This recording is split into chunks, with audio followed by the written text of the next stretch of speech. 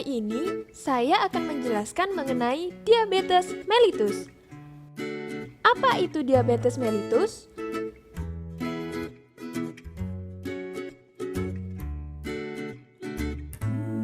Diabetes mellitus merupakan penyakit gangguan metabolik menahun yang ditandai oleh kadar glukosa darah yang melebihi nilai normal. Diabetes mellitus diklasifikasikan menjadi dua, yaitu diabetes mellitus tipe 1 dan diabetes mellitus tipe 2. Diabetes mellitus tipe 1 yaitu diabetes mellitus yang tergantung pada insulin. Terkait dengan faktor genetik dan sistem kekebalan tubuh yang mengakibatkan kerusakan sel-sel yang memproduksi insulin.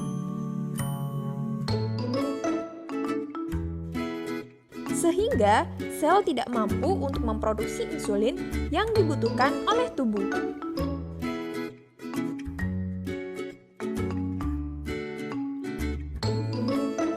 Diabetes mellitus tipe 2 yaitu diabetes mellitus yang tidak tergantung pada insulin.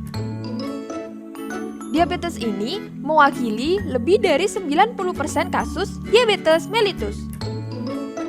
Diabetes tipe 2 ini terkait dengan faktor pola makan yang tidak sehat, obesitas, dan kurangnya olahraga. Gejala pada diabetes mellitus dapat dikenali dengan mudah. Yang pertama, sering merasa haus.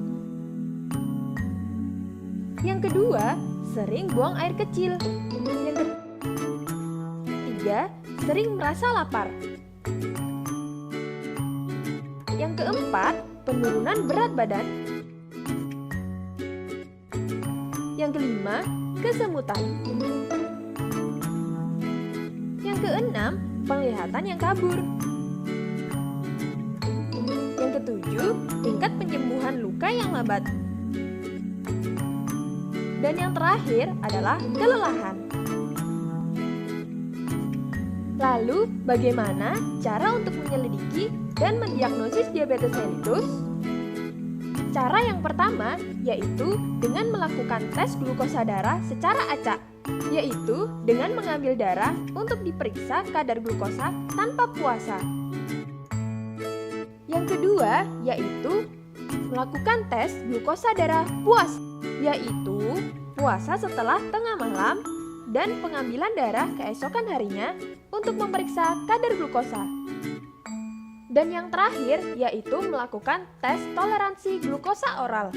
Tes ini dilakukan setelah tes glukosa darah puasa. Diberikan glukosa sebanyak 75 gram dan dilakukan pengambilan darah setelah jangka waktu 2 jam.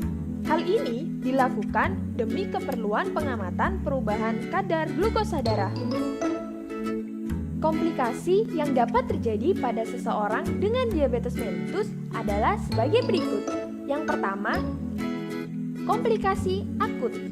Komplikasi akut dibagi menjadi dua, yaitu hipoglikemia akut atau rendahnya kadar gula darah yang tidak normal.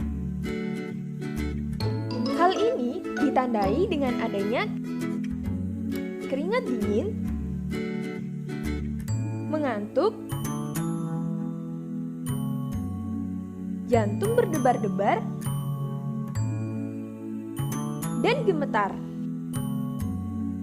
Jenis komplikasi akut yang kedua yaitu hiperglikemia akut atau tingginya kadar gula darah yang tidak normal. Hal ini ditandai dengan adanya bernafas secara dalam dan cepat, mual dan muntah, sensasi haus berlebihan, dan pingsan atau koma atau keadaan tidak sadar dalam jangka waktu yang lama. Komplikasi yang kedua yaitu komplikasi kronis.